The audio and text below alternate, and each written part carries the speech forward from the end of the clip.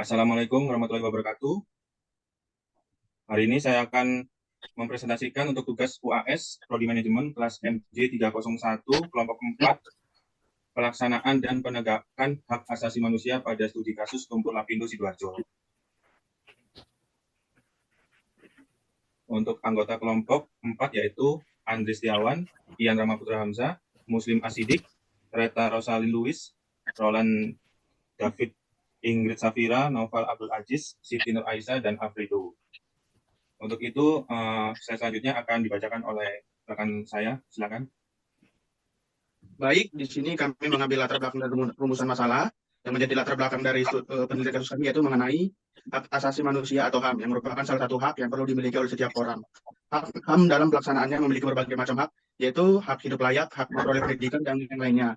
Namun dalam realisasinya memiliki banyak ketidakadilan atas pelaksanaan HAM ini yang ada di kehidupan saat ini. Terlibat dari banyaknya permasalahan dan pelanggaran terhadap HAM, membuat perlu adanya sebuah perubahan dalam penegakan terkaitan HAM.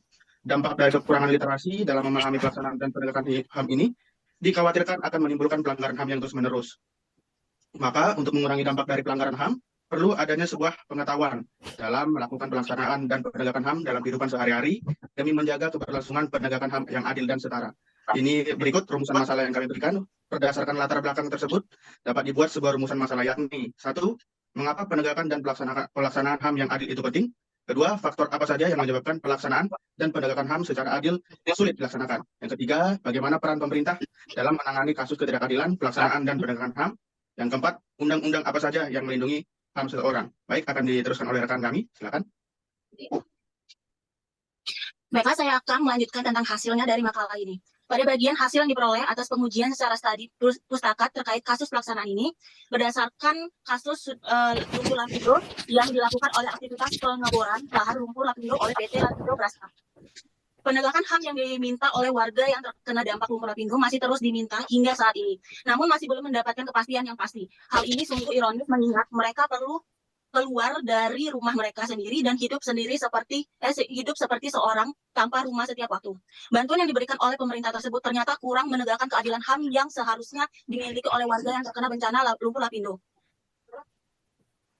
Pada tahun 1945 tentang segala warga negara berdasarkan kedudukannya di dalam hukum, dan pemerintah wajib menunjang hukum dan pemerintahan itu dengan tidak dan terkecuali. Selanjutnya akan dibacakan oleh rekan saya.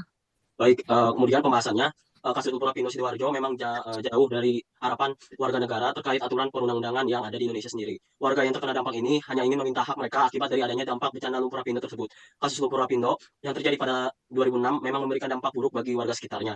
Bukannya hanya saja pencemaran lingkungan, tapi juga penegakan HAM yang tidak adil oleh pemerintah dan perusahaan terkait. Pemerintah yang melunak untuk penegakan warga terkena dampak sepertinya dipengaruhi oleh pemilik dari PT Lapindo Brantas yang saat itu menduduki kursi pemerintahan. Maka tidak heran bila pemerintah saat itu melunak untuk menuntut ganti rugi kepada perusahaan terkait. Di samping pelaksanaan yang kurang dari sisi pemerintah dalam penegakan HAM sesuai undang-undang yang berlaku, PT Lapindo Brantas juga memberikan uang ganti rugi yang tidak layak bagi warga yang terkena dampak dengan alasan pemberian tersebut sebagai sebuah bantuan dana bencana, bukan ganti rugi akibat terjadinya bencana lumpur Lapindo.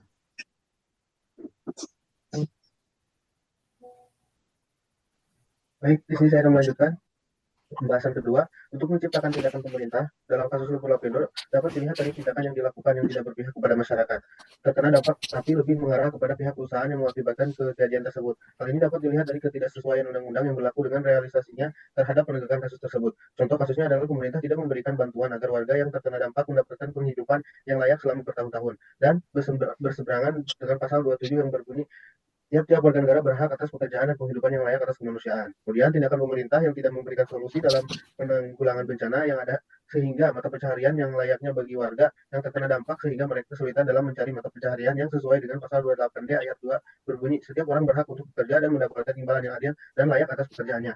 Melalui dua pasal tersebut menunjukkan bahwa pelanggaran HAM yang terjadi akibat bencana lumpur Lapindo tersebut tidak ditangani dengan baik, sehingga masyarakat kehilangan hak mereka yang sebenarnya sudah diatur oleh pemerintah Indonesia sendiri tentang dampak yang berkaitan dengan bencana dan penggunaan sumber daya alam. Selanjutnya akan dilanjutkan oleh rekan saya. Baik, penjelasan yang terakhir ya ini untuk mengatasi ketimpangan yang terjadi, segenap warga perlu meminta keadilan secara hukum tentang HAM agar dapat ditegakkan dengan baik, agar pemerintah dapat memberikan upaya-upaya tindakan yang baik dari pemerintah terhadap warga yang terkena bencana. Upaya-upaya yang dapat dilakukan oleh pemerintah untuk mengembalikan hak-hak warga atas hak dan atas hak yang sepantasnya didapatkan, yakni menegakkan hukum dan memberikan pengembalian hak-hak warga yang terdampak, menyelesaikan masalah ganti rugi secara adil dan transparan di mata hukum, dan membantu warga yang terkena dampak untuk memulihkan kehidupan mereka dengan memberikan mata pencarian yang layak. Dari upaya yang dilakukan oleh pemerintah tersebut, diharapkan dapat mengembalikan hak-hak warga yang hilang, serta memberikan panduan dan juga contoh yang baik dalam penerapan HAM yang adil dan jujur tanpa adanya sebuah keberpihakan atau intervensi dari pihak lain yang merugikan warga, serta menjadi pedoman hukum yang transparan dan adil sesuai hukum yang berlaku di Indonesia bagi warga dalam mempertahankan hak-haknya.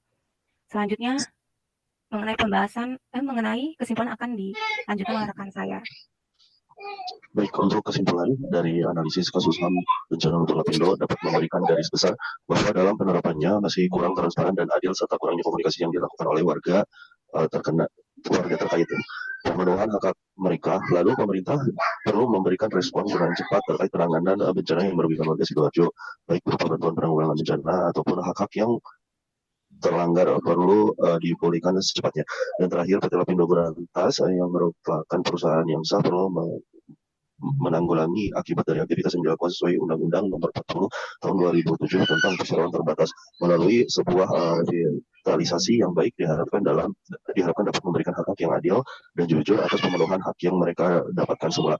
Kemudian untuk rekomendasi umum, yakni pemerintah perlu bersikap tegas dalam menghadapi kasus Lumpur Lapindo ini sesuai undang-undang yang berlaku, dan perusahaan perlu memiliki sikap tanggung jawab penuh atas kelalaian yang mereka perbuat sehingga merugikan warga setempat. Kemudian rekomendasi khususnya, yakni pemerintah diharuskan memberikan penjelasan dan penanganan yang memuaskan bagi warga yang terdampak sesuai undang-undang yang telah diatur berdasarkan status musibah yang dialami Lumpur Lapindo dalam memenuhi hak-hak yang dirampas sebelumnya.